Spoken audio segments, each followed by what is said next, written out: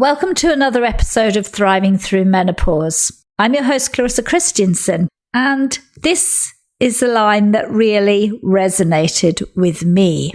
What will I be if I'm not perfect? Yeah, perfectionism is something that many of us as women can relate to, and maybe we've been praised for being perfect. Maybe that's something a teacher or a parent has given us. Maybe that's part of our family rules. But today we're going to explore that along with people pleasing and somebody who has written a book about her own journey. And I'm joined by Margaret Ghielmetti. I hope I have said that right. And she is an author of Brave-ish, which I just love the title of. So welcome to the show, Margaret. Thank you so much, Clarissa. I am so grateful to be here. I'm a big fan of what you're doing, re-energizing and reclaiming our voices and our expression in midlife. Hallelujah. I couldn't put it better myself, so I'm very grateful to be talking to you today. We've had some really interesting pre-conversation, but I love your book. And obviously your book, as you're going to tell us, it's about travel, but it's about so much more, isn't it? Well, it definitely ended up being that way. I thought I was going to be writing a book of my traveler's tales, living on 4 continents and visiting 50 countries and being an expatriate for most of my life. And as I wrote, it occurred to me, I'm also writing the journey of really reclaiming my voice in midlife and beyond. So the muses spoke to me in the middle of writing the book. Isn't that wonderful? It's like the book, kind of the journey unfolded and became so much bigger. You've lived on 4 different continents. Just for the listeners, share a little bit about the places you have lived and how that came about. Oh, okay. Well, it came about because living on 4 different continents is because I've been a lifelong traveler. My mom said I was born with 1 foot rooted in my hometown and 1 foot out in the world, which is a kind of an odd visual, quite honestly, but it's really how I am. I really do I grew up outside of Chicago, and I do love Chicago and the States, but I've always wanted to see the world. So I've always been a traveler. And then when I met and married my Swiss husband, he's always been an expatriate, and it was really important for him to be inside of cultures, and his job in the hotel industry took us inside many cultures. So we met in Chicago, then we moved to New York, to Paris, to Cairo, to Sharm el-Sheikh, Egypt, to Chiang Mai, Thailand, to Bangkok, back to Chicago, back to Singapore, back to Chicago. And now he travels professionally as much as he can, and that's still our greatest passion, is exploring the world and getting to know the world. I love that. As a fellow traveler, I so love that. I mean, I think it's a great privilege, isn't it, to get underneath the skin of a culture. Absolutely. And I really do credit Patrick, my husband, I probably honestly would have been happy to continue being a traveler and travel as in-depth as I could. But I must say, living, as you say, inside a different culture, which I know you know very well, is a very different experience. It has been the greatest privilege of my life, and I have learned so much. And I wanted to share what I'd learned from living inside other cultures, things that I never would have learned if I hadn't left home. And that's not to say that people need to travel far, but I do love when people are willing to look a little bit beyond the borders of just our own town. Yeah, definitely. And I think we learn a lot about the culture and we understand other people. But, I think we get closer to how much our common humanity binds us together. Amen to that. Yes, that's absolutely been my experiences everywhere we've lived. Yes, I just feel closer to other humans. I think we are all the same in terms of wanting sort of Maslow's hierarchy of needs. We need shelter, we need food, but we also want love. We want connection. We want a fellowship. And I think living in other cultures has allowed me to see how people do that slightly differently than me. But we're all still, as my parents would always say, people are people are people. So they really, I'm grateful to say, encouraged me from a very early age to get out into the world and to learn other languages and to be in other cultures. So I'm grateful that you share that passion. Yeah, definitely. And I think that it has been my greatest privilege too. But your book goes deeper than that, much, much deeper than you lived here, lived there. I mean, it is such a journey of self-discovery. And as you said, it may have started as a travel book, but it wasn't. I mean, somewhere very early on, you talk about your family handbook, your family rules. Talk and share a bit about, some of those and how they, in many ways, set up the parameters of how you were when you were a younger woman. Thank you for calling that out, because that's another thing that the muses spoke to me literally in the middle of the night. I woke up in the midst of trying to braid together these two narratives, the literal journey and the emotional journey. And I was looking for sort of an umbrella. And again, I was awakened in the middle of the night with this concept of a family handbook, not a literal handbook, but a metaphorical volume that I inherited from my parents, who got a handbook too. I personally believe everyone gets a handbook. And I was lucky that in my maiden name Davis family handbook, there were many, many rules, which I think are good rules to live by, but not in excess. And really the way I was raised was, if you want it done right, do it yourself. Well, yes and no. If there's one piece of advice I would give to my younger self, or to anyone, quite honestly, it would be, no, that's not my experience as a grown-up, is that people are, in fact, really, really want to help. I'm not alone. I don't need to do it alone. Another one was, don't air your dirty laundry in public. And I have found that as a storyteller, I do a lot of live storytelling. The stories that actually connect me to the audience are ones where I'm vulnerable and I share with people about my experiences with infertility, or how hard it was for our marriage to survive sometimes, my journey with addiction. So if I don't share myself in a genuine way, if I don't share my dirty laundry to a certain extent, people don't connect. I think people can tell when we're not being real with them. But I would say, since this is thriving through menopause, the one that's really probably one of the ones which has been most important to me in menopause and in midlife is letting go of always put others first. I love to put others first. I am, as you called out, a people pleaser for sure. But something I've learned, I'm 61 now, and this age, is to also put myself first, to make sure that I put my own dreams and passions first, or if not always first, at least it's not last every time. So I've had to take this family handbook with these rules, which sort of drove me to play out a lot of roles for a long time until I became conscious of what was driving me. I've rewritten the rules to have them be a much gentler set of guidelines. Yeah. And I think that is something that I can relate to. That is something that I'm sure many of the listeners can relate to.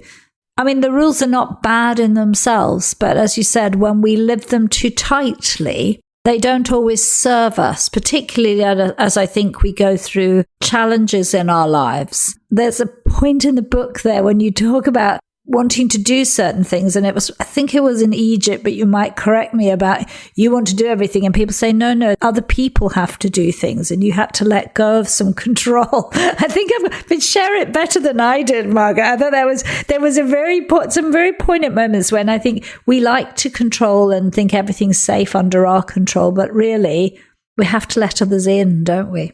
Oh, absolutely. That has been a great blessing in my life, but that is still something I struggle with terrifically. I love to be in control. I really do love to be in control. And it's a self-soothing mechanism for me. When I'm feeling out of control, if I can scramble my way and scrabble my way back to some semblance of control. But I've really learned that I'm in control of very, very, very little in my life.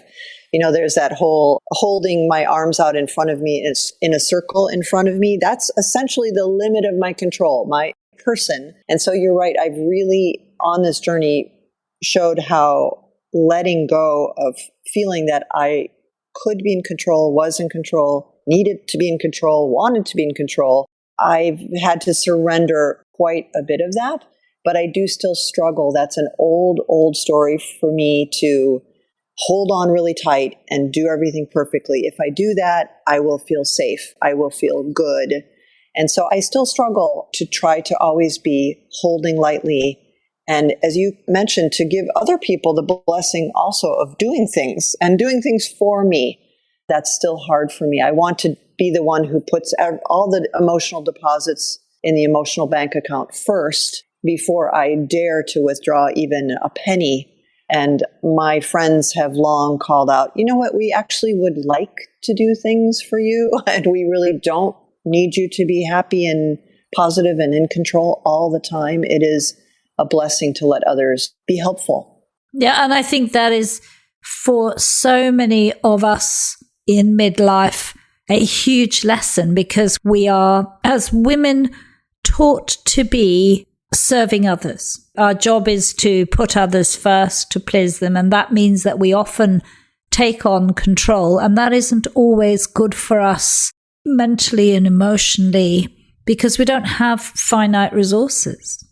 I completely agree with that. I don't have, my resources are finite, and it's really not fair to the other person, which took me a long time to understand, that I was in people pleasing and in enabling and in living everyone else's life for them. They actually don't need that from me, which was a bit of a shock to me. I have to admit, it's still a bit of a shock to me with my husband that he doesn't need me to make all sorts of decisions and whatnot. He's perfectly capable of doing it without me. But I mean, talking there about we don't need, and sometimes our partners don't need us. And I think obviously you share a little bit about your own journey because you were unable to have children. But I think that we do that with our children too. We do, and I mean, I did so much. And then suddenly we're surprised why women in their late 40s and 50s burn out, because we just keep giving and giving and giving. And often we're giving from an empty thing. So true. And I do, not having had children, I hear you, and I see that in all my friends who have children. I did experience that caring for my parents at the end of their life, where I was really scrambling for a long time to try to make everything better, even though it was clear they were nearing the end of life. And I was trying to make my father in particular happy really until the end of his life. And I was absolutely out of fuel, absolutely on my last ounce of energy, really, and got some wonderful advice from a therapist who said that I was using compassion in overdrive. She said, once you dip over into overdrive, Margaret, it's really not about the other person. It's about me trying to continue being perfect, trying to continue doing everything for the other person. And she said, I had to learn to stop doing that, she said, I will always be compassionate. And I believe that to be true, and I'm grateful, but to stop feeling that I had to absolutely, completely empty myself for another person, because it doesn't work, for starters, and it left me completely empty. So I have a bit of a sense of what you're talking about with parents, kind of a different dynamic, but still the same, that we give till we have nothing left. Yeah. One of the things you've touched on in the book is about your addictions, and the very subtly woven through the book, but clearly a huge part of you in this story is about that and about overcoming your addiction. I'd love you to share more about that. I'm very happy to share about that. I also think that's an issue I see with women of a certain age. What happened for me at 40 was when Patrick's job took us overseas, and my job was not something that could move overseas. I really found myself faced with a void of, oh my gosh, I don't have a business card, and this feeling of who am I? And I really started to fill that void with many of the perfect roles. But also, I really did turn to alcohol because I felt so lost. And I think that's true for a lot of women once maybe their children have left home and they really don't quite know all of what they're doing anymore. So I think it's something I see in a lot of of women of a certain age. In my case, I really am grateful that I realized it's not what I wanted going forward. I did reach out for help from what I, in the book, choose to call God. And having been raised not in a religious tradition, that was really an act of desperation for me to call out to something I didn't even know I could ask for help for. But I got help. And in the book, as you'll see, I have quite a conversational relationship with what I call God. But it also allowed me to get the help I needed to now not be in my active addiction. And I'm eternally grateful for that. So it's another time where I needed to learn to ask for help and to know that help is out there. And so I love letting people know that help is out there for anyone at any stage of their lives and any stage of that journey. It's never too late to start to live the life that we're meant to live. No, exactly. And I think you really hit the nail on the head there, Margaret, when you talked about there being a void. And a few weeks ago, we had Sarah Rutzbach on, and she's now a alcohol recovery coach. And her story in Australia was very similar to yours. Her husband got a job. She moved from the high-powered job in London, and suddenly there she was in Sydney. And I mean, she said that she already drank quite a lot, but having no career, having no purpose, sitting at home, feeling lost in a new culture, she started to down a few glasses of wine by herself during the day, and it led to some significant problems for her. So, I mean, I hear some parallels in that suddenly we are maybe asking, who am I? I think that is, as you say, that's the commonality. I do know other people who don't happen to use alcohol. Maybe they use work. They dive deeper and deeper and deeper into work to find out, to sort of reassure themselves, oh, this is who I am. I know people who use food because it kind of has the same effect of it dulls the emotions that may feel really uncomfortable. In the book, it's kind of an amusing thing to me now, but when I knew that I needed help was I went online, and I had too much to drink, but it wasn't the drinking. It was that I ended up ordering many, many pairs of earrings. I love earrings, and I still have those earrings. I love those earrings. But the next morning I realized, wow, I've never been a big shopper. I'm trying to fill this void with everything. And it really occurred to me, I can't fill a void with anything external. I need to see what's going on. It's sort of that, it's an inside job. So I had tried with food before, and I had tried with work before, and now I was going to try it with earrings. And I thought, oh, wait, something has to change. Yes. And talk about, I mean, was that the tipping point for you when you actually had that realization the next morning? It really was. I know a lot of people say, oh, was it a big blowout? Was it some big party? Were you dancing on the tables? It's like, no, I bought a lot of earrings that I hadn't intended to buy. And I knew I was just trying to fill in the void by distracting myself I'm a big believer in doing nice things for ourselves, but I could feel in my heart that the void was not meant to be filled in with something external. So yes, that actually was my turning point. Yes, that's amazing. I mean, that's amazing. It sometimes is as small as that. Women have talked about driving in the road and having to slam the brakes on, or, suddenly realizing that, we've done something that seems a little irrational, to just shop lots of earrings. It seems small, but it is a big moment. It's that big aha moment when you stop and question. You've shared a lot about that becoming an inside job. Tell me about that journey to that getting what you need from inside yourself rather than outside yourself. What were some of the key steps for you in that process? Well, I think, first of all, admitting that something's wrong. And as I say, asking for help and accepting help. Those steps for me were revolutionary for someone who's a recovering perfectionist and who was living by the set of very rigid rules. It did not feel acceptable to me to, not do it myself. It did not feel acceptable to me to air my dirty laundry.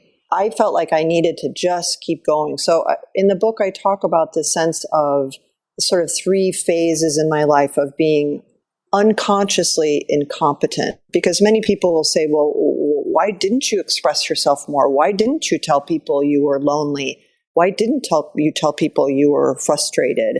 I did not know at that age. I don't think I even knew that I was allowed to have those feelings. I couldn't even recognize those feelings, let alone express them. So this coming to realize that, oh, something's wrong, not with me, but something I need help, allowed me to become consciously incompetent. So I was still incompetent. I still wasn't good at expressing myself outside of the rule book, but at least I knew I want to change. And with help, I'm sure I can find a path here. Even though I don't see the path ahead, I'm going to walk down the path. And now I like to think of myself as consciously becoming more competent. So I think for any of us, that's the journey. I want to be awake. And so stopping drinking, in my case, allowed me to become a lot more awake and to look at what was driving me and then learn to live differently. Yeah. And I love those 3 stages because I think we're relatable to those, whatever our personal situation is. A lot of the time we're wandering around and we're not sure what we're doing and we're not in touch with ourselves. We're out of touch with who we are. We're just, as you said so beautifully, unconsciously incompetent. We are not in touch with our emotions. And I think as that not knowing how to express it, not even recognizing it maybe, Margaret, for what it is. Oh, absolutely. I mean, in my case, that was absolutely the truth. Many, many close friends who've read the book said, oh, I'm so sorry. If I had only known you were suffering, I would have been there for you. And I said, that's on me. I'm not blaming myself, but I did not tell anyone. I did not know to tell anyone. So I say now, of course, I would be throwing myself on the mercy of friends and strangers alike. I have learned to do that, but I had to learn, as you say, I think that's the journey for all of us. I completely agree with you. Yeah. And so many of us, I think, particularly in our age group, we didn't come from a kind of a cultural norm where you shared anything. I mean, today there's more sharing open. We see more people telling their story on social media to complete strangers, which is also a little strange and takes time for any of us to tell that story. But we came from when, as you said, you don't air your dirty laundry in public. And I think that has been very true for so many of us, that is exactly what we didn't do. We kept everything behind closed doors. We had masks verbally on, smiling. And so not surprisingly, our friends and even our members of our family didn't know what we were experiencing. So true. And that state of consciously incompetent, what did that feel like for you, Margaret? Of being unconsciously incompetent? No, consciously incompetent. That your second stage. It felt very unfamiliar for the reasons you just said. It felt a little scary to me, honestly, to be suddenly really in touch with what I was feeling. As I was raised to be unrelentingly positive, it felt threatening for me to be in touch with some quote unquote negative emotions. I mean, I really didn't know about anger and loneliness. I was experiencing them, but I wasn't admitting them. So I would say it was pretty scary, but it also, I could feel already the freedom. It always, to me, feels like a closed room.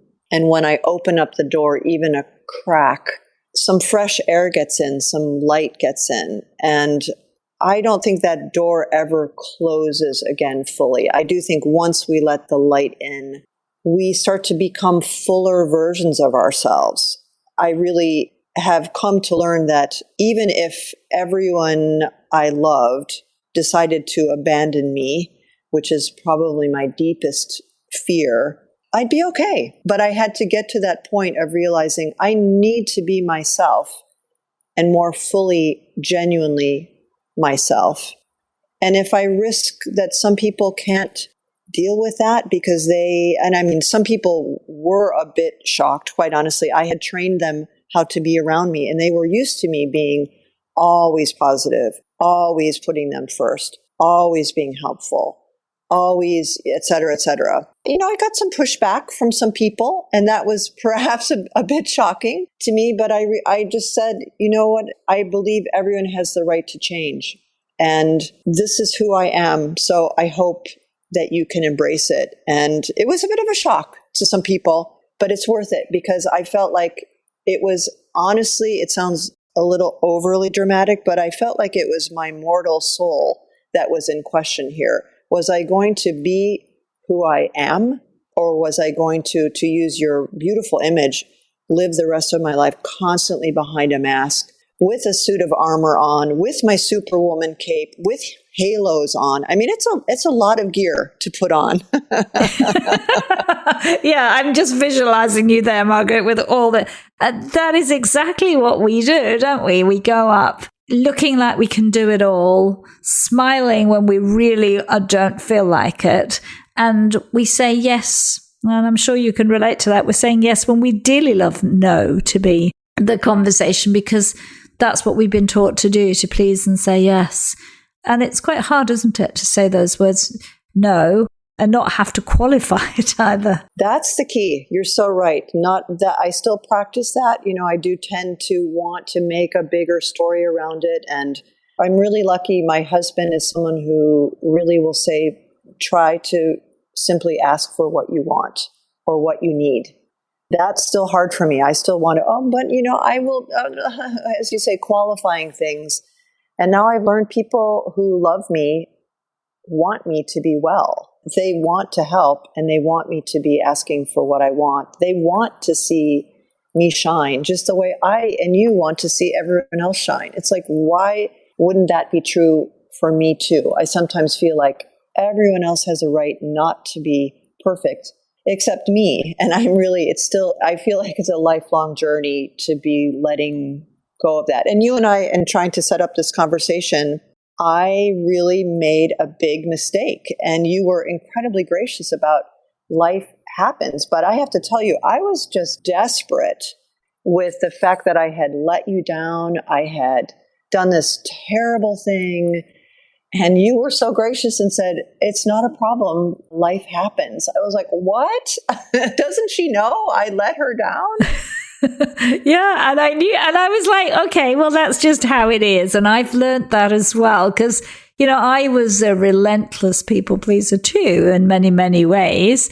And, now I have a husband that says to me, just say what you need or stop. Stop being in control, stop doing that, just be happy and do what you need to do. He's a much more chilled person. But we had a little there where the music played. I would have tolerated that in a previous life, and I would have been gritting my teeth, but I just think, no, I just ask you to pause, and I go up there and I just go. So we're having one of these days when everybody wants to be in on the game, but life is like that. And I think that's part of the journey, is knowing that we can't be in control. We cannot be in control of other people and other people's situations. And we have to, unless it's done deliberately, it's just the way things are. People are busy. Life happens. We're not perfect. We're perfectly imperfect. That's beautiful. That's music to my ears, and I need to hear it every day. So thank you. But the book is here now and it's out. The book has spawned a whole new career for you, has it not? It is interesting. Once I really came into regaining my voice, I really started off when my parents were so ill and I was spending much more time in Chicago. I thought I need something that's not just pre-grieving the loss of my mom. So I signed up for improvisation at Second City and fell head over heels in love with that. So that was the beginning of my refinding my voice. And then there was storytelling. And then I did a solo show about really kind of growing up with my mom and getting right with my mom. And especially the realization that I had heard something many, many years ago and I had made it mean something else. So the release from that, how important that was. And then this book. And now I'm going to be teaching Introduction to Memoir. And I'm really so grateful for the conversations because it allows me to do what's most important to me as an artist, which is connect with an audience and see if I can be helpful, if I can inspire, if I can entertain. I'm so grateful. So you're right. The book has been in this series of creative expressions is now opening up different doors that I wasn't even expecting. It's so amazing. And it's like you're consciously on this new journey. And really by the book, which was meant to be maybe initially a travel book, became a book about you, Margaret, and your transformation. Well, and I hope, certainly as a memoir, it is about me, but I also really hope it's something that other people can relate to. I do, when I tell stories or in response to the book, people will say, thank you for sharing that about, for example, infertility, because another mask that I wore for a long time was, as you say, gritting my teeth and smiling and still hoping we would get pregnant and it never happening. That was a really, really awful, awful, awful time in my life because I wasn't sharing with anyone how deeply in pain I was.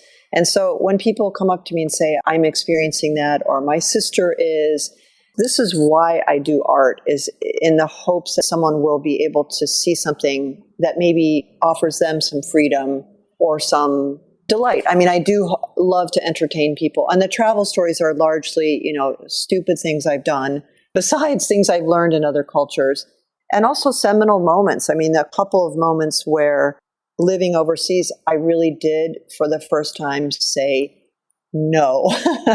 As you say, as your husband says, just say no. It's like, what? Say no? I can't say no. I don't want to ever say no to anything or anyone. But I'm learning. Yeah, I think that is, if anything, I think that is a huge message from the book, that we are all, particularly as women, learning no, and that no can be a complete sentence. That I need to remember. I'm a very visual person. I'm seeing that right. N-O, and then I see a period after it. So thank you for that. Full stop. Full stop. Exactly. Oh, Margaret, it's such a delight to share a small glimpse into this journey that you're on. For the listeners, where can they get in touch with you and where can they get your book, Brave-ish? Thank you, Clarissa. Well, my website is www, then my first and last names, which I can spell out, but I bet you'll have written down someplace for your listeners. They'll be in the show notes. Okay. And the book is available through any bookseller. If they don't have it in stock, they can order it. So it's available that way. And I would be very grateful to any listener who chooses to journey with me. And I really welcome comments from people. I love to hear other people's stories. I love to help people get their stories out into the world. That's another beauty of being this age, is I really feel I get the chance to help everyone else get their voice into the world. It was hard won for me. I know it's hard won for other people. And so people are welcome to contact me at margaret@margaretghielmetti.com, but on my website as well. So I'd love to be in touch with people. And I'm so grateful for this conversation, Clarissa. Well, I think it's a beautiful conversation, and one, Margaret, that I'm grateful that we made this conversation come together and that we shared and were able to talk, and so many important messages for people to kind of, I think about in their own journey. And certainly I highly recommend that you read Margaret's book. It's entertaining, extremely entertaining in places, but also some very poignant, heartfelt moments and some real, I think, points that we all can take to ourselves and become on that path to something different, to being consciously on a journey. Thank you. Thank you, Margaret.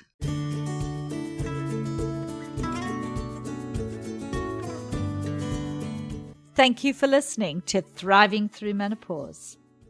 You can read a full transcript of this interview over on my blog. And if you enjoyed this interview, then hit the subscribe button in your podcast app.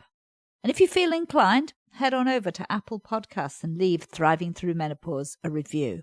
I love getting your feedback and being connected to you so that I can learn from and improve this podcast. See you next week for another great interview to help you thrive through menopause.